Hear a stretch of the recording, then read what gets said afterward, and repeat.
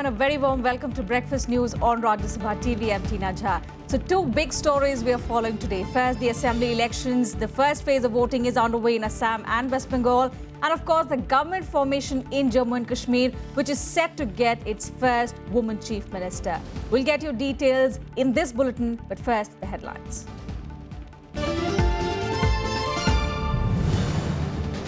First phase of polling underway in 65 constituencies, both in Assam and 18 in West Bengal. 672 candidates are in the fray in both states.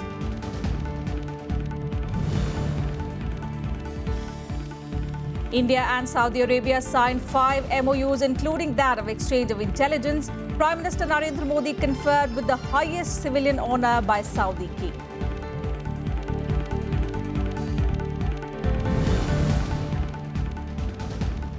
NIA officer part of terror probe against Indian Mujahideen shot dead in Uttar Pradesh.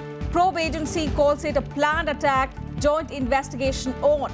Officer's wife also injured in the attack.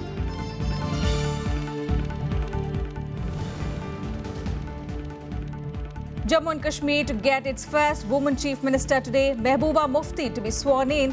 Farooq Abdullah and Omar Abdullah to attend. Congress, however, will skip the ceremony.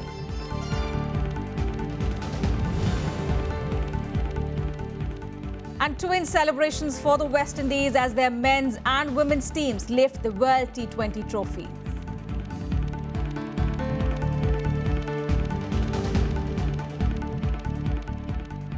Our top focus today is the polling for the assembly elections in Assam and West Bengal, which is underway. So time for our segment, Verdict 2016.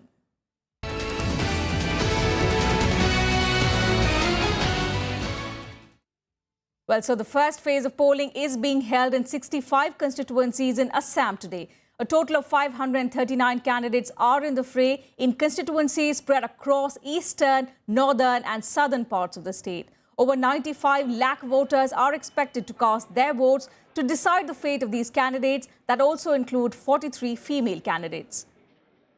Polling is being conducted in 12,190 polling stations. The prominent candidates in this phase include Chief Minister Tarun Gogoi, who is fighting from Titawar constituency. He is logged in a battle against BJP MP Kamakhya Prasad Tasha. On the other hand, BJP's chief ministerial candidate Sarbanand Sonowal is contesting from Majoli. The ruling Congress, BJP, AGP, BPF alliance and the AIUDF are logged in a keen battle in the state that has a total of 126 constituencies. Security has been tightened with the Indo-Bangladesh border along the Barak Valley's Karimganj district sealed and more than 53,000 security personnel deployed. More than 48,000 polling personnel have also been deployed. The Congress is contesting in all the 65 constituencies in the first phase, while the BJP is contesting in 54 and its alliance partners AGP in 11, while the BPF in three constituencies. The AIUDF is contesting in 27, the CPI and the CPIM in 10 each, with the CPIML in 6, along with 60 others of unrecognized parties and 13 independents. People want a change. I also want change. Assam should be go faster development, provide employment also. Everybody wants change. Who wants to remain static? I am fighting not against center. I want to cooperate with the center. But Modi's injustice, so long he will go on denying, so long he will go do injustice. I will fight against injustice, not against central. Our correspondent Vishal Dahiya, meanwhile, spoke to Congress leader Gaurav Gogoi, who is confident that his father will make a comeback and get a 4th term. Well, the polling for the first phase in Assam is underway. We have with us the Member of Parliament and Chief Minister's son, Tarun Gogoi, out here. You've cast your vote. Now the battle has formally begun. It's in the hands of the voters. How does it look like? Well, I think the battle for us began after the 2014 Lok Sabha election results.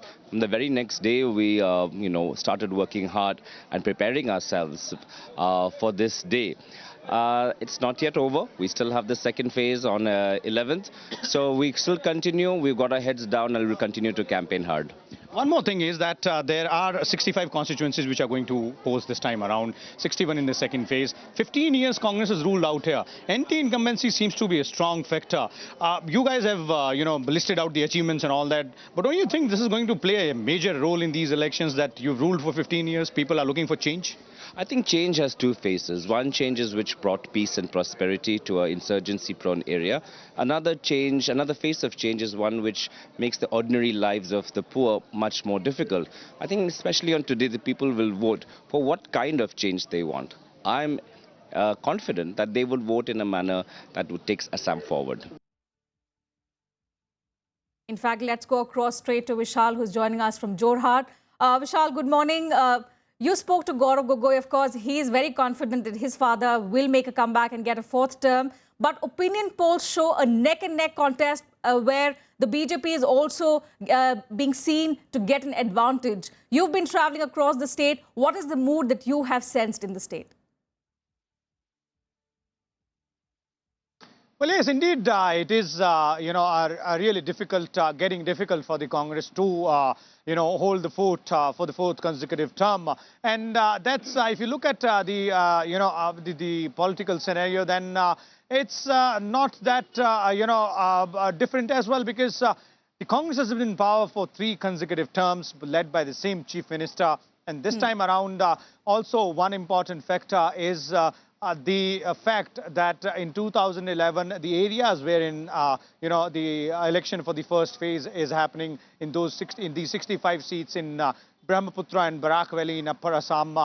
These are the areas wherein in 2011, the Congress had an upper hand. They almost won more than 55% seats in these areas, but they lost that edge in 2014 Lok Sabha polls. And in fact, during that election, it was BJP which gained on majority of the seats. This time around, BJP is in alliance with the AGP. AGP is the same party which had formed government twice in the state, and it also used to hold sway over majority of the seats out here in this area long back. Now the combination of these two forces against the Congress is what is giving the Congress leaders, the Congress strategists a bit of a difficult time. And that's what is, evident in what was evident during the campaign as well. As far as the voters are concerned, Tina, well, for the voters, ultimately, when the voting day comes, what counts are their problems, are the issues with which they are directly connected, be it the basic amenities such as water, electricity, health services, or, larger issues such as employment opportunities, development, infrastructure. All these are issues which weigh heavily on the minds of voters when he comes out, stands in that queue and casts his vote to choose his or her representative. Certainly, Vishal. Very quickly, if you could also tell us, how has the voter turnout been? It's been 2.5 hours since voting began. Do you see long queues? Are the people excited? What are the first-time voters saying? What are the key issues they're looking at?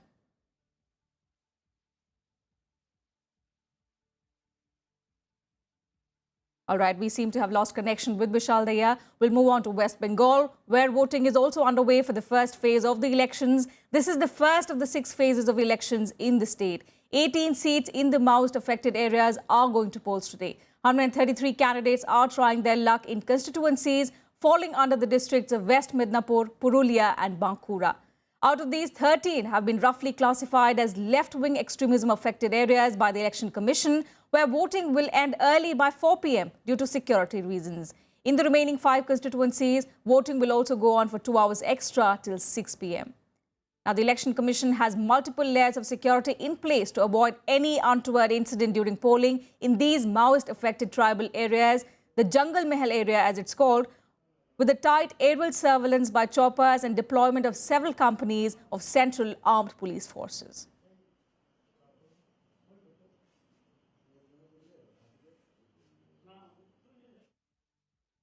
Our correspondent Pranav Goswami is joining us now from Purulia. Pranav, earlier on in the morning when we spoke to you, you told us about a few problems at polling stations. The voters were angry that the machines were not working. Have those problems been rectified? Are the voters now able to cast their vote? Yeah, now there was initially some problem that EVM machines were not properly working. But now this entire voting process is very smooth. You can see some people are in queue and they are waiting for their turn. As you mentioned, that this region has been Maoist affected for so many years, but now things are different now.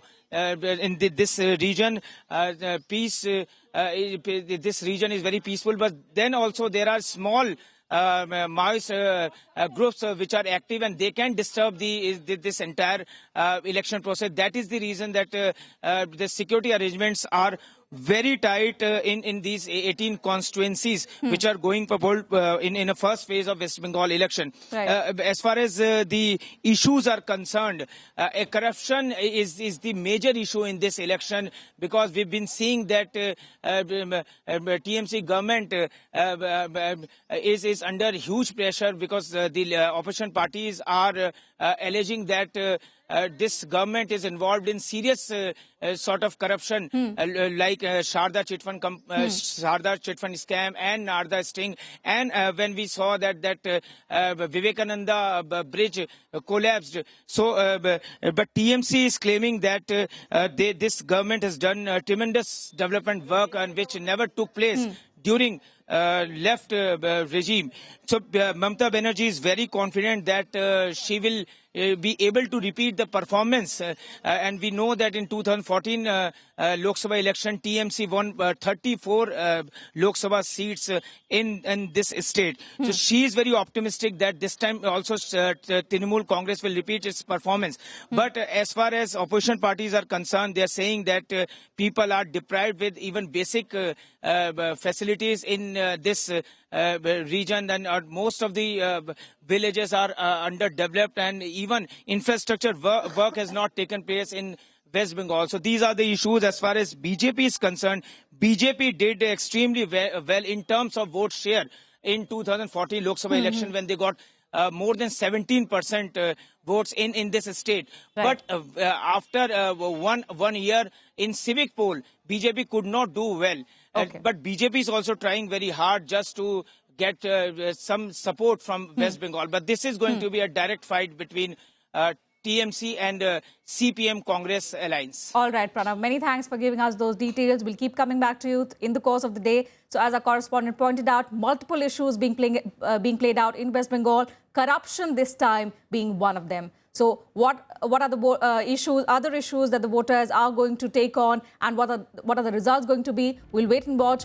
Both the states will see polling in the next phase on the 11th of April.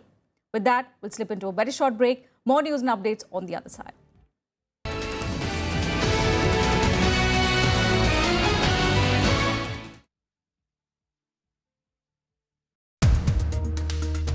From 91 onwards, we're a much more open economy, and we've benefited from it.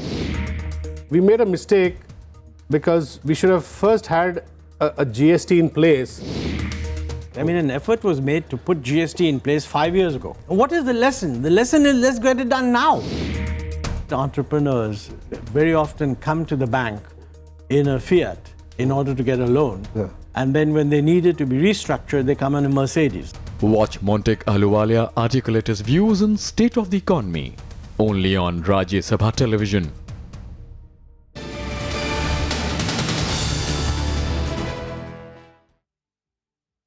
Thanks for staying with us on Breakfast News. Now, the wait for Jammu and Kashmir will be over today, as Mehbooba Mufti will be sworn in as the first woman Muslim Chief Minister of the state.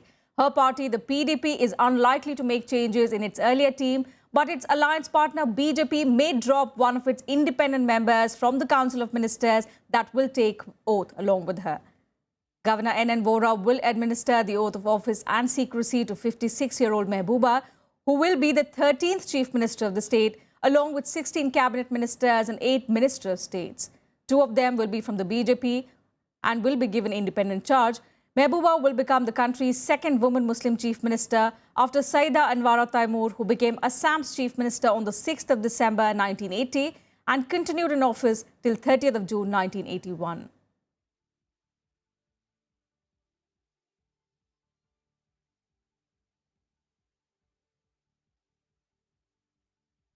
And Prime Minister Narendra Modi has returned to Delhi after his fruitful three-nation tour of Belgium, the United States and Saudi Arabia. In Saudi Arabia, the Prime Minister held extensive talks with King Salman bin Abdulaziz Al Saud, during which they agreed to strengthen cooperation in key areas, including combating terrorism. The two countries signed 5 pacts, including one on having cooperation in the exchange of intelligence related to money laundering, terror financing, as well as related crimes. On his maiden 2-day visit to Saudi Arabia, Prime Minister Narendra Modi met the top leadership of the oil-rich country and held wide-ranging talks on ways to bolster the strategic partnership between both countries. In his meeting with Saudi King Salman bin Abdulaziz, Prime Minister Modi discussed trade, investment and counter-terrorism, apart from other areas of mutual interest. The two leaders agreed to enhance cooperation in counter-terrorism operations, intelligence sharing and capacity building to strengthen cooperation in law enforcement, anti-money laundering, drug trafficking and other transnational crimes. At least 5 MOUs were also signed between both countries. संबंधों की हर कड़ी में अभूतपूर्व प्रगति के मार्ग खुले हैं। कई बातों पर सहमति हुई है। सऊदी में भारतीय नागरिकों, खासतौर पर ब्लू कॉलर वर्कफोर्स का वेलफेयर, सुरक्षा संबंधों में गहनता, काउंटर टेररिज्म जो कि हमारी साझी चुनौती है, पर सहयोग पर हमारी सहमति, एनर्जी, सिक्योरिटी, ट्रेड, टेक्नोलॉजी और इन्वेस्टमेंट में तेज गति से तीव्र विकास, क्षेत्रीय स्थिरता तथा सुरक्षा पर विचारों का हमारा आदान प्रदान एक नई सुदृढ़ता और एक नई ऊर्जा लेकर भारत सऊदी कोऑपरेशन एक नई ऊंचाई के लिए और अग्रसर हो रहा है। Earlier, Prime Minister Modi called on the Saudi Crown Prince Mohammed bin Nayef, who is also the country's interior minister, apart from Foreign Minister Adel Al Jubair, as well as Khalid Al Falih, the Minister of Health, who also heads the Saudi Arabian national oil company Aramco. Al Falih told the Prime Minister that Aramco looks at India as its most preferred investment destination. Modi also met CEOs of top Saudi companies as well as Indian businessmen in the Gulf country and invited them to invest in India. He said the time has come to move from the buyer-seller relationship to chart a new path of growth and development which will benefit people of both sides. हमारा trade export import तक सीमित रहे, मैं समझता हूँ वो कल की बात है। हमने बहुत कर लिया, अब हमने थोड़ा आगे बढ़ना चाहिए। हम सिर्फ बेचनार और खरीदनार बने रहेंगे तो मैं समझता हूं कि वो प्रगति के लिए रुकावट बन जाएगा। और उसके लिए हम जैसे भारत को बहुत बड़ी मात्रा में फर्टिलाइजर की जरूरत है, आपको बहुत बड़ी मात्रा में फूड रिक्वायरमेंट्स है। दोनों को म्यूचुअल अंडरस्टैंडिंग से बनाया जा सकता है। अगर भारत में सस्ता फर्टिलाइजर मिलेगा तो सस्ता उत्पादन होगा, तो सस्ता एग्रीकल्चर आपको प्रोवाइड होगा, यानी एक win win situation. Wooing investors with the promise of an easier business environment and stable tax regime, Modi said retrospective taxation has been made a thing of the past in India. He assured investors that the crucial GST bill will be passed and implemented soon. आपको GST की चिंता है, आप GST की चिंता बिल्कुल मत कीजिए। जीएसटी होके रहेगा, मैं समय सीमा नहीं कह सकता हूं, लेकिन वो होके रहेगा, हमारा कमिटमेंट है और वो होने वाला है। He also interacted with Saudi women IT professionals at the first of its kind all-women TCS training center in the heart of Riyadh. Modi invited the women to India, whom he described as the glory of the oil-rich country. एक बहुत बड़ी खबर होगी कि मैं Riyadh में उन IT professional से मिला हूं जो आज एक प्रकार से सऊदी अरेबिया के आन बान और शान बन गए हैं। Modi is the fourth Indian Prime Minister to visit Saudi Arabia after Manmohan Singh in 2010. His visit comes amid the current turmoil in the Middle East, when Saudi Arabia has been badly hit by a plunge in oil prices. Bureau Report, Rajya Sabha TV. And just before his departure for New Delhi, Prime Minister Modi was conferred the oil-rich country's highest civilian honour, the King Abdulaziz Sash. He was presented the award by King Salman bin Abdulaziz at the Royal Court. The coveted award is named after Abdulaziz Al Saud, the founder of the modern Saudi state. Other notable recipients of this honour are US President Barack Obama, British Prime Minister David Cameron, Russian President Vladimir Putin, Japanese Prime Minister Shinzo Abe, as well as Indonesian President Joko Widodo. Moving on to some other national news, a probe has begun into the shooting of a National Investigation Agency officer by two unidentified attackers near Bijnor in UP on Saturday night. Now, the NIA says it was a planned murder. Investigators are looking at all possibilities, including terror links to the attack. 12 गोली तो recovered हुई हैं body से और जो कुल मिला के आर पार जो हुई हैं वो 9 12 और 9 21 और 3 रगड़ गए इधर से किस बोर की गोली है ये मेरे ख्याल से तो अभी कहा तो नहीं जा सकता लेकिन 9 mm की हैं Postmortem confirming a National Investigation Agency officer was shot dead. Deputy SP Mohammad Tanzil was attacked by two unidentified attackers near his hometown of Bijnor in Uttar Pradesh early Sunday. The officer was travelling with his wife, who was also injured in the attack, and children in a car. His body was brought to his home in Delhi on Sunday evening. वो ये संबंधित अधिकारियों से हमारी बातचीत हुई है और पूरी उसके संबंध में एक कम्प्रिहेंसिव रिपोर्ट कुछ हमारी टीम गई है वहाँ पर इस मामले की जांच करने के लिए उसके बाद रिपोर्ट हमको देगी. Tanzil was from Border Security Force and had joined NIA 6 years ago on deputation. Soon after the incident, the state's borders were sealed. Although the officer was not a part of the ongoing Pathankot terror attack investigation, NIA has claimed it was a planned murder. NIA officer is not safe in this country. In the state of UP, for example, he's killed while on duty. It's very shocking indeed. It reflects on the law and order situation, and I think the security cover required for an NIA officer while he's investigating a case, I think needs to be stepped up, because this is a very serious matter. An NIA officer is doing his duty for the country.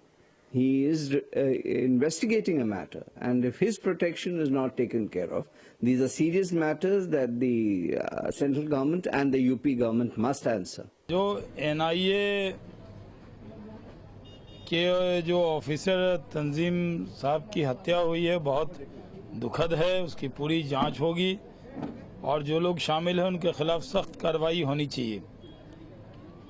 ये सही है कि आज के माहौल में NIA बहुत कठिन परिस्थिति में काम करता है और बहुत अच्छा काम करता है, तो उनके ऑफिसर की इस तरह की हत्या बहुत दुखद है.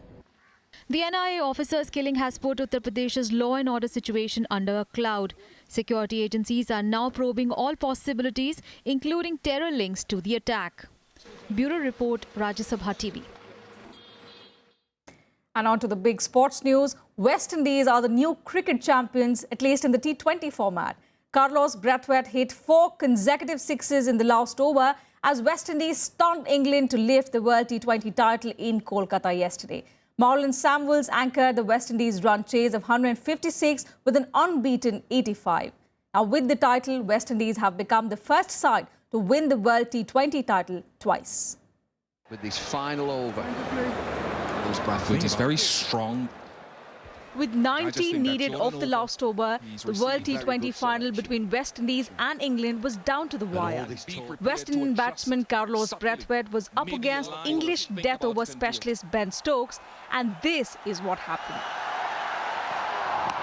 Oh, heaved into the leg side. Oh, big shot. Huge shot. Oh, it's high in the air again. A sensational victory for the West Indies saw them lifting the World T20 trophy for the second time, a feat that no other team has achieved so far. He is a match winner.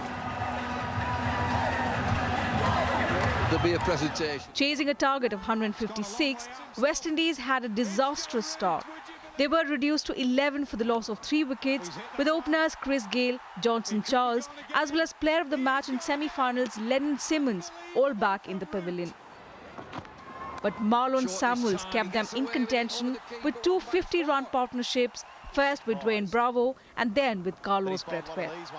Samuels anchored the chase with an unbeaten 85, as Brathwaite did some lusty hitting in the final over to see his side through in one of the most dramatic finishes in T20 International. Hit straight back over his head, flat for 6. Earlier, England, who were put into bat first, also got off to a bad start as they lost their first 3 wickets for just 23 runs. However, in-form batsmen Joe Root and Jos Buttler steadied the ship before taking the game to their opponent. Root made 54 runs while Buttler scored 36 as England set up a respectable total of 155 for the loss of 9 wickets.